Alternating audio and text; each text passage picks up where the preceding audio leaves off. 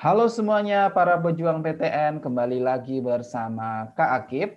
Kali ini kita akan membahas tentang deskripsi PDSS dan SNMPTN tahun 2021. LTMPT sudah mengeluarkan secara resmi sistem seleksi PTN tahun 2021. Salah satunya adalah SNMPTN. Kapan sih SNMPTN dibuka? Nilai rapot apa saja yang digunakan, lalu berapa kuotanya, kita bisa milih PTN mana saja, lalu kita mendaftarkan tanggal berapa, nanti yang mendaftarkan siapa, alurnya seperti apa. Nah, nanti akan Kakak jelaskan secara detail di video kali ini. File yang Kakak tampilkan di sini merupakan file resmi dari LTMPT yang diupload di webnya LTMPT. Jadi dijamin informasi yang Kakak sampaikan adalah informasi yang valid. Oleh karena itu, silahkan disimak materi ini dari awal sampai akhir supaya tidak ada informasi yang ketinggalan untuk kalian. Untuk kalian yang belum jelas, silahkan nanti tuliskan saja di kolom komentar, akan Kakak jawab satu persatu. Dan jangan lupa untuk di-like, subscribe, dan di-share ke teman-teman kalian supaya lebih banyak dari teman-teman kalian yang mendapatkan informasi penting kali ini. Langsung saja kita mulai tentang PDSS. Mungkin dari kalian banyak yang belum paham ya tentang PDSS, masih asing kedengarannya tentang PDSS itu apa. PDSS itu kepanjangan dari Pangkalan Data Sekolah dan Siswa. Jadi di PDSS ini semua informasi tentang sekolah kalian dan informasi tentang siswa-siswa di Indonesia itu ada. PDSS merupakan basis data yang berisikan rekam jejak kinerja sekolah dan rapor siswa yang eligible untuk mendaftar.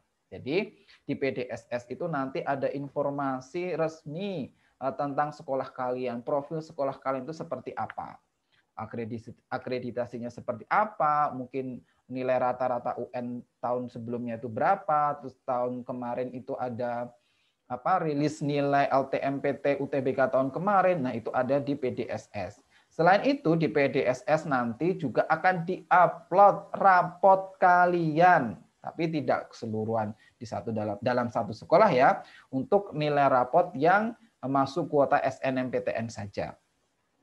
PDSS mengakomodasi kurikulum nasional KTSP 2006 dan kurikulum 2013 atau sistem paket dan SKS. Sekolah tidak menggunakan kurikulum nasional tidak diperbolehkan mendaftar PDSS. Jadi sayang sekali nih bagi sekolah-sekolah kalian yang tidak menggunakan kurikulum nasional, tidak bisa mengupload di PDSS dan tentu tidak bisa mendaftar di SNMPTN. Untuk tahun ajaran dan tingkat yang sama, PDSS mengakomodasi perbedaan kurikulum antara semester ganjil dan semester genap. Jadi tidak masalah ya, kalau sekolahan kalian mungkin ganti kurikulum ya, ganjilnya pakai KTSP, genapnya pakai 2013, tidak masalah. Pengisian PDS dilakukan oleh sekolah dan kebenaran data yang diisikan menjadi tanggung jawab kepala sekolah. Ya, jadi sepenuhnya nanti yang mengupload nilai itu pihak sekolah, dalam hal ini mungkin BK ya, BK yang mengupload nilai-nilai kalian, data-data dari sekolah kalian, dan sepenuhnya itu tanggung jawab dari pihak kepala sekolah. Itu tentang PDSS. Jadi sekilas aja PDS itu merupakan pangkalan data ya. Jadi itu nanti data itu lengkap, data setiap siswa maupun data dari sekolah. Nah, sekarang tentang SNMPTN. Nah, ini yang kalian tunggu-tunggu pembahasan tentang SNMPTN. Pertama ada persyaratan sekolah. Ya, jadi tidak semuanya ya, tidak semuanya sekolah itu ternyata tidak semuanya bisa mendaftarkan untuk SNMPTN. Siapa saja yang bisa mendaftar yaitu SMA, ya, MA dan SMK yang mempunyai NPSN. Nah, ini penting NPSN. Silahkan nanti tanya ke sekolahan kalian, NPSN sekolah kalian itu berapa? Karena nanti di pendaftaran juga akan di-input ya, kalian menginput juga NPSN sekolah kalian.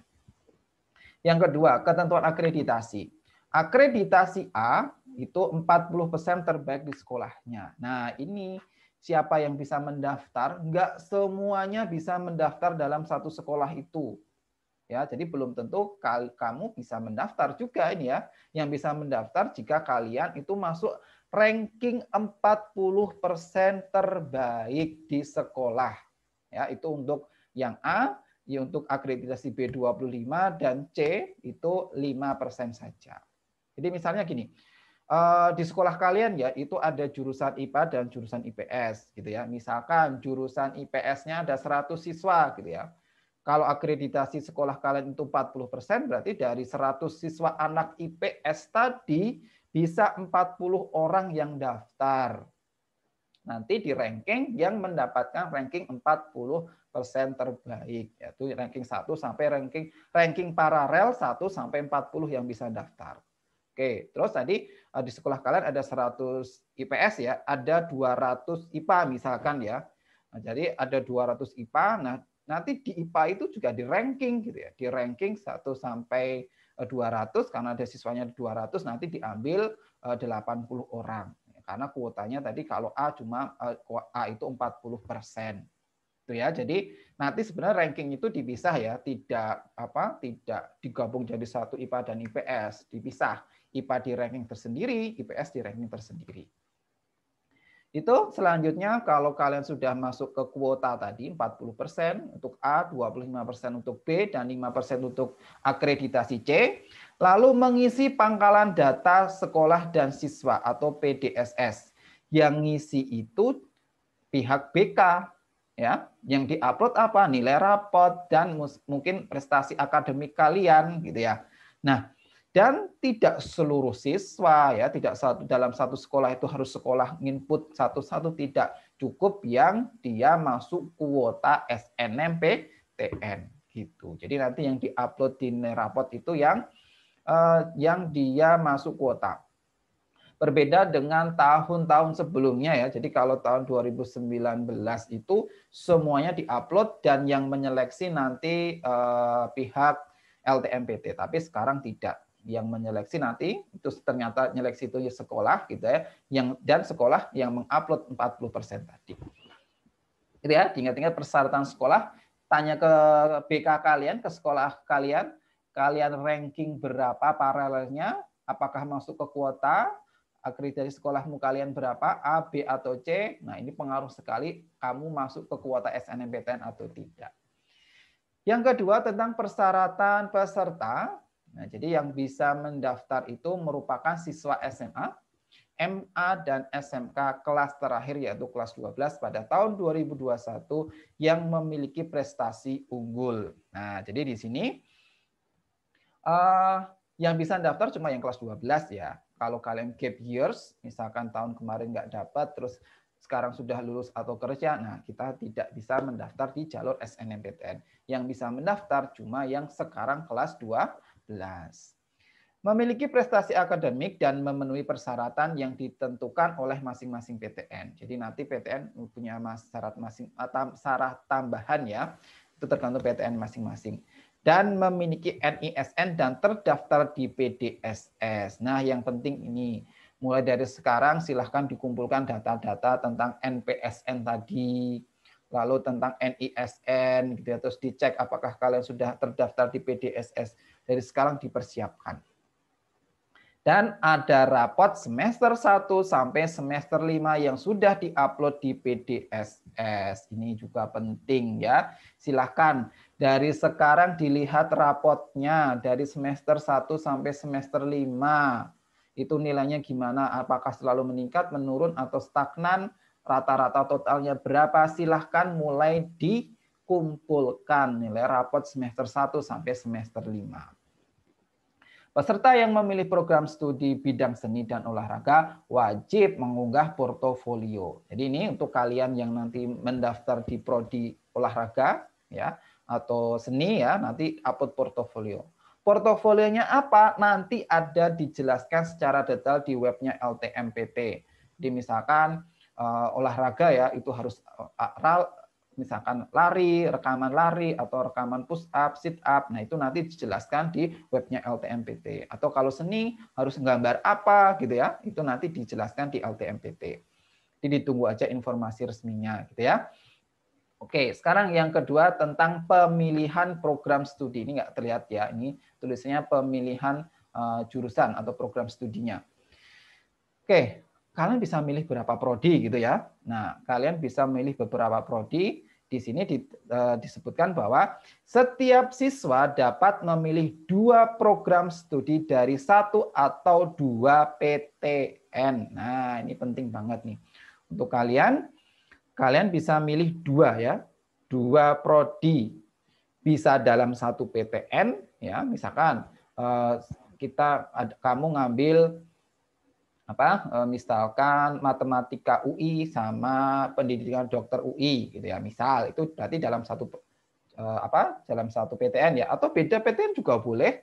Kamu mengambil kedokteran UI sama kedokterannya UGM, nah itu boleh gitu ya. Jadi silahkan ini kamu memilih 2 prodi ya, memilih 2 prodi dari 1 atau 2 PTN. Dalam hal ini 2 prodi ini pilihan ya, sebenarnya kamu pilih juga bisa, kalau mau milih 1 sebenarnya juga boleh gitu ya, dipersilahkan, tapi maksimal di sini 2.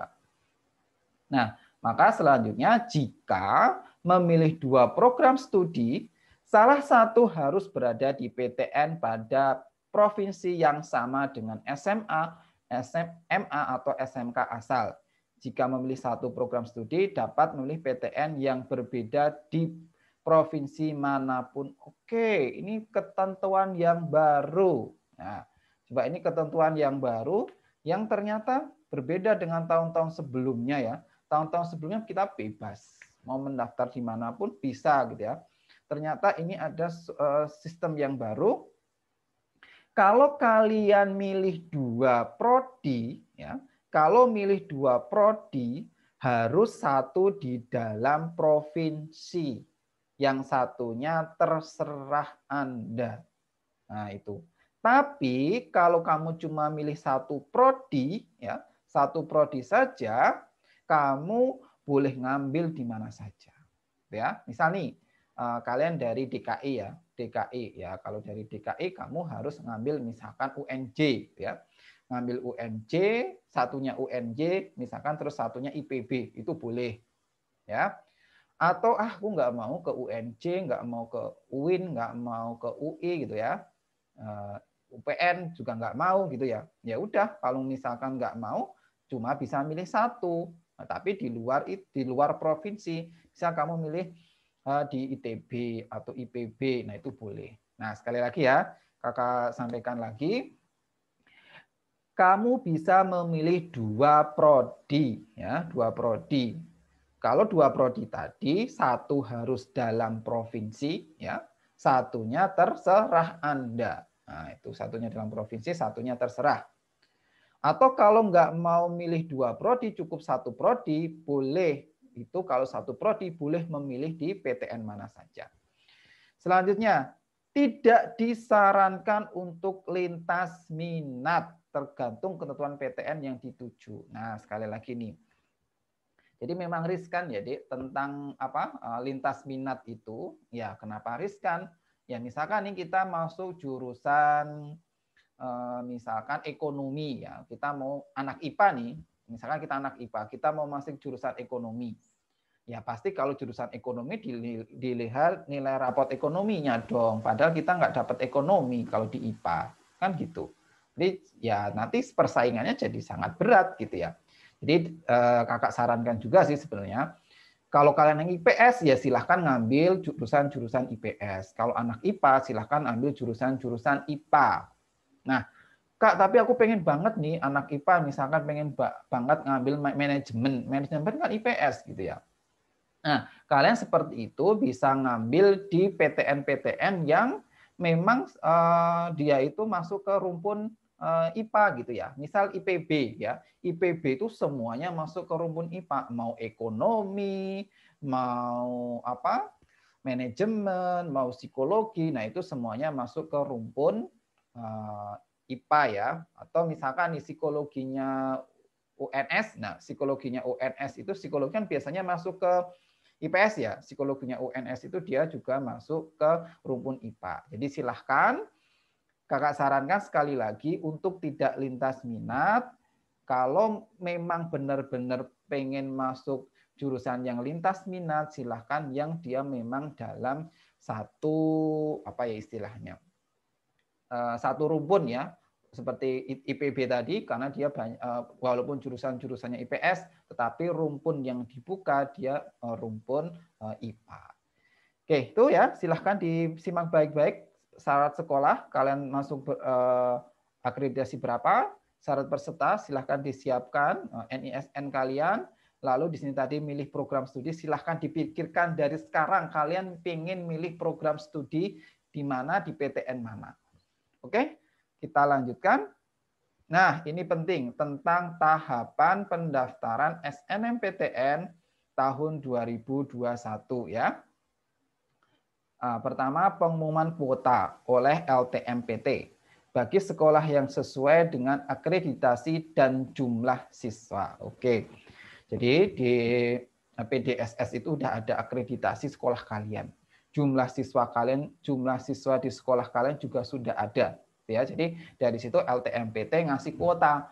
Oh, SMA 8 Jakarta, misalkan SMA 8 Jakarta, kuota IPA-nya misalkan 50 orang, kuota IPS-nya misalkan 30 orang. Nah, itu yang menentukan itu LTMPT. LTMPT berdasarkan data dari PDSS. Pengumuman kuota itu tanggal 28 Desember 2020 ya, dan layanan masa sanggahnya tentang kuota paling lambat hari Jumat 15 Januari 2021 pukul 15.00. Jadi ini diumumkan nih. Silakan nanti tanya ke sekolahan kalian 28 Desember itu kuota untuk sekolah kalian itu berapa. Ya, yang pertama kuota disimak tanggal 28 Desember sudah pengumuman. Yang kedua, registrasi akun LTMPT bagi sekolah. Nah, ini untuk sekolah ya. Itu wajib nanti registrasi di LTMPT. Nah, selanjutnya itu bagi siswa. Nah, siswa nanti juga harus bikin akunnya LTMPT. Registrasi akun LTMPT untuk siswa. Lalu tadi ini pemilihan PTN dan program studi. Tadi paling, oh ya sebentar. Setelah kita bikin akun bagi siswa, nanti siswa itu daftar ya. Sekolah menentukan calon peserta berdasarkan data LTMPT dari jumlah siswa dan akreditasi di Dapodik, Pusdatin, Kemendikbud, atau EMIS Pendis Kemenak. Nah, jadi kalau tadi sudah punya ini, sudah punya akunnya LTMPT gitu ya, terus nanti sekolah menentukan siapa saja yang bisa mendaftar, tadi kuotanya berapa persen tadi sepenuhnya yang menyeleksi nanti sekolah ya. Lalu sekolah mengisi PDSS ya. Setelah itu pendaftaran SNMPTN, lalu pemilihan program studi ya. Dipilih tadi paling banyak 2, boleh 1 ya. Lalu daftar, lalu setelah itu mengunggah portofolio. Jadi bagi kalian yang mengambil seni, olahraga, upload portofolio, lalu seleksi SNMPTN. Nah, ini seleksi SNMPTN itu berdasarkan kriteria yang ditetapkan oleh masing-masing PTN. Jadi memang setiap PTN itu memiliki kebijakan yang masing-masing tentang seleksi SNMPTN ya. Itu biasanya sih sekolah-sekolah dia punya kuota istilahnya ya. SMA 8 dapat kuota berapa, SMA 5 dapat kuota berapa, SMA 47 dapat kuota berapa. Nah, itu biasanya PTN punya kebijakan masing-masing. Jadi ya yang bisa kita lakukan ya mendapatkan nilai rapot setinggi mungkin gitu ya, dan mengambil jurusan yang serealistis mungkin. Pengumuman, setelah itu terus registrasi. Oke, itu ya tentang alur pendaftaran SNMPTN. Silahkan diikuti baik-baik. Yang penting ini ya, bagi kalian untuk siswa ini tadi harus memiliki akun LTMPT ya, wajib membuat akun LTMPT. Oke, nah ini selanjutnya tentang pemeringkatan. Nah, ini juga krusial sekali nih. Yang bikin peringkat siapa? Ya, kriterianya apa gitu ya. Ini juga penting sekali. Oke, dilihat ya. Pertama, pemeringkatan siswa dilakukan oleh sekolah yang pada dasarnya memperhitungkan nilai mata pelajaran sebagai berikut. Nah, sekali lagi, yang memperingkat itu sekolah, bukan LTMPT. Ya. Nah, terus memperingkatkannya pakai apa? Pakai nilai rapot, ya. Nilai rapot apa? Apakah semua mapel gitu ya? Ternyata tidak, ya. Jadi nilai rapot yang digunakan untuk SNMPTN itu IPA, itu jurusan IPA ya, itu MTK. MTK ini berarti wajib dan minat ya, MTK, lalu bahasa Indonesia, bahasa Inggris, kimia, fisika, dan biologi. Jadi ada 6 mata pelajaran ini, silahkan ya. Silahkan mulai kalian data tadi dari semester 1 sampai semester 5 untuk IPA. Untuk anak IPS, matematika wajib ya, bahasa Indonesia, bahasa Inggris, sosiologi, ekonomi, dan geografi. Untuk jurusan bahasa, matematika, bahasa Indonesia, bahasa Inggris, sastra Indonesia, antropologi, dan salah satu bahasa asing. SMK, matematika, bahasa Indonesia, bahasa Inggris, dan kompetensi keahlian. Nah, ini ya, jadi silahkan.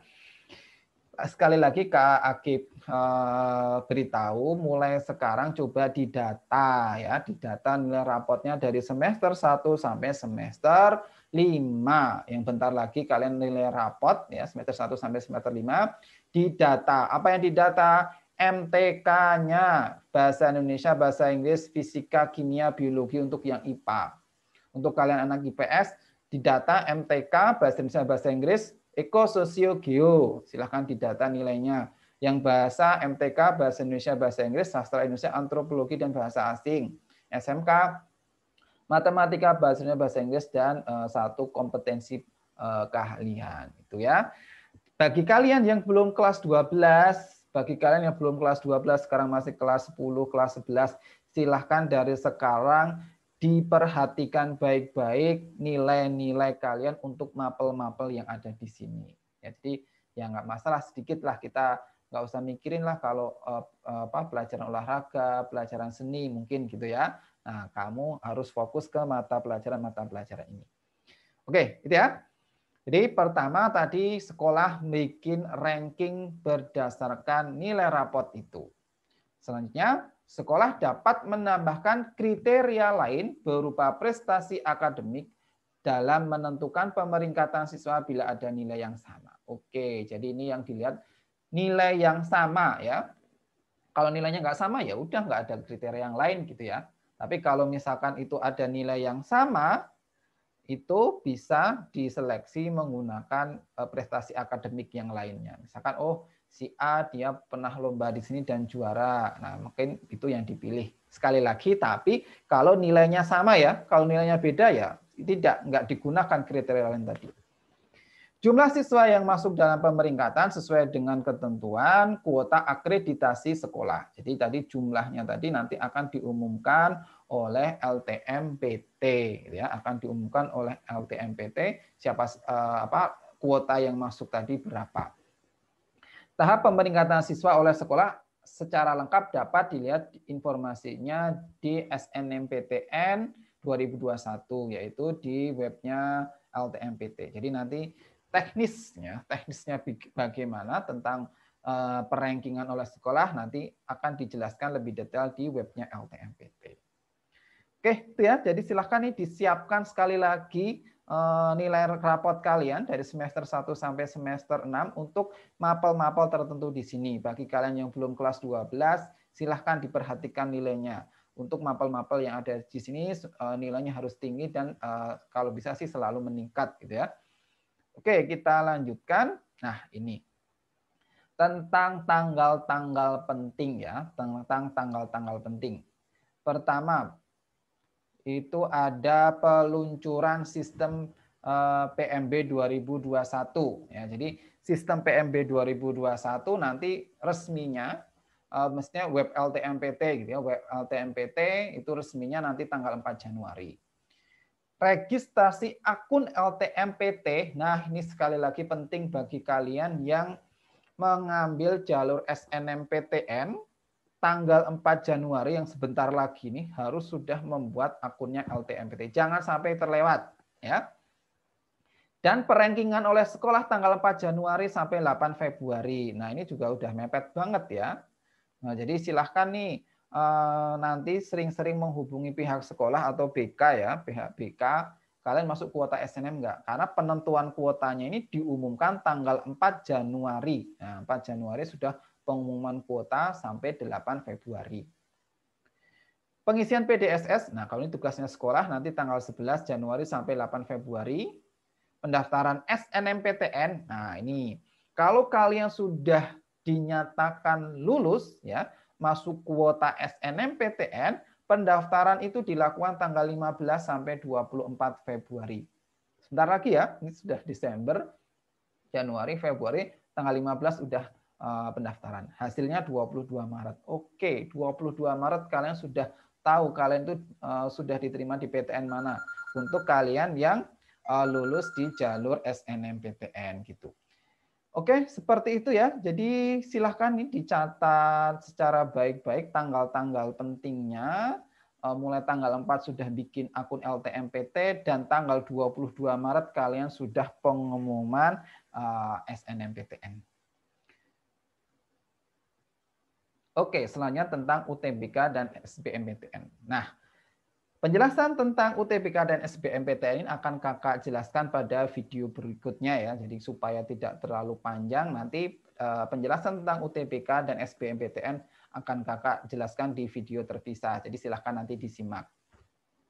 Demikian pembahasan kita tentang SNMPTN. Nah, tadi sudah kakak jelaskan secara detail SNMPTN, kuotanya berapa, tanggal berapa mendaftarnya, apa yang harus disiapkan, ya, terus nilai apa saja untuk pemeringkatan sudah kakak jelaskan. Silahkan bagi kalian yang belum jelas nanti tuliskan saja pertanyaan-pertanyaannya di kolom komentar, akan kakak jawab satu persatu.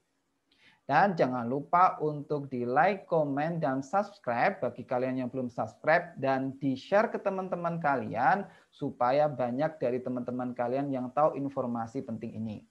Demikian pembahasan kita kali ini, semoga bermanfaat. Sekian, sampai jumpa di lain kesempatan. Bye.